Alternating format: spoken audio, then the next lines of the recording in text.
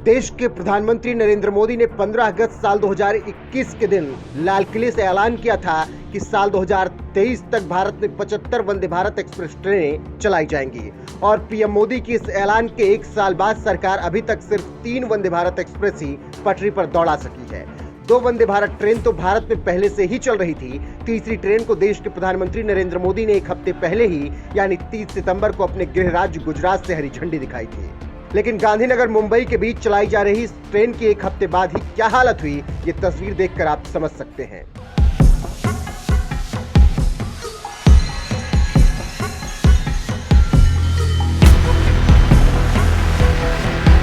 दरअसल कुछ ही दिनों पहले देश के प्रधानमंत्री नरेंद्र मोदी अपने गृह राज्य गुजरात के दौरे पर गए हुए थे, जहां उन्होंने गुजरात की जनता को भारत की सबसे तेज चलने वाली train Vande Bharat express train की सौगात दी।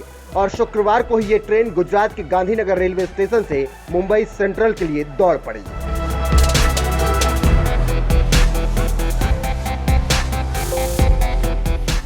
भारत की सेमी बुलेट ट्रेन कही जाने वाली जिस वंदे भारत एक्सप्रेस को पीएम मोदी ने 30 सितंबर को हरी झंडी दिखाकर रवाना किया था, वो ट्रेन गुरुवार को हादसे का शिकार हो गई।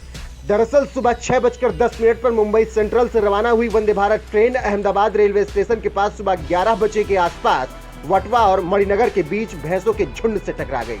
ये टक्कर इतनी जोरदार थी कि वंदे भारत एक्सप्रेस के आगे के हिस्से के परखच छोड़ गए, जिसकी वजह से कुछ देर के लिए ट्रेन खड़ी रही और फिर 11:27 पर ट्रेन को दोबारा रवाना किया गया।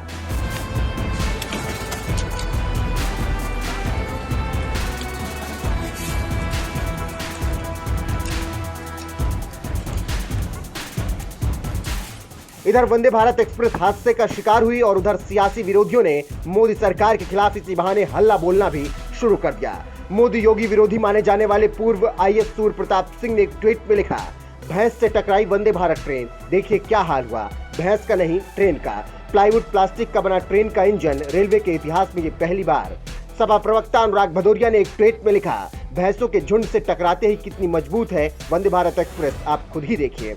अमेठी से कांग्रेस नेता आनंद सिंह ने लिखा, भ्रष्टाचार की नींव पर खड़ी इमारत ज्यादा दिन टिक नहीं सकती, शुभारंभ के चंद दिनों में ही वंदे भारत ट्रेन के टोटे टोटे हो गए, जिसे देखकर आप भी कहेंगे वाह मोदी जी वाह, बीजेपी के इस भ्रष्टाचार की जांच होनी चाहिए।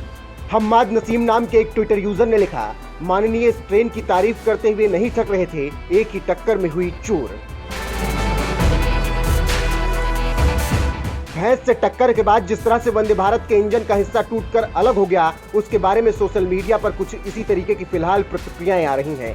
लोग मोदी सरकार को कोसने में जुट गए हैं, तो वहीं भैंसों के झुंड से टकराने के बाद जिस वंदे भारत ट्रेन का पुर्जा ढीला हो गया, उसी ट्रेन की तारीफ करते हुए पीएम मोदी ने उद्घाटन के वक्त कहा था कि अब तो हवाई जहाज से उड़ने वाले भी वंदे भारत में सफर करेंगे। हवाई जहाज में यात्रा करते समय अंदर जितनी आवाज आती है, वंदे भारत ट्रेन में वो आवाज शायद 100वें हिस्से की हो जाती, यानी 100 गुना ज्यादा आवाज विमान में होती है। विमान में अगर बातचीत करनी है तो काफी दिक्कत रहती है। मैं वंदे भारत ट्रेन में देख रहा था, आराम से मैं लोगों से बातचीत कर रहा था, क्योंकि कोई आवाज ही नहीं थी बाकी।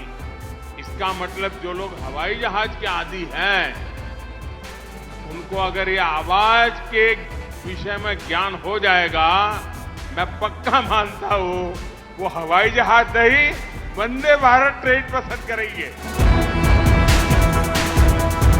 वंदे भारत के साथ हुए इस हादसे के बारे में रेलवे के पीआरओ प्रदीप शर्मा ने बताया, इस घटना से थोड़ा सा नुकसान हुआ, ट्रेन के संचालन पर कोई असर नहीं पड़ा, ट्रेन अपने निर्धारित समय से चल रही है।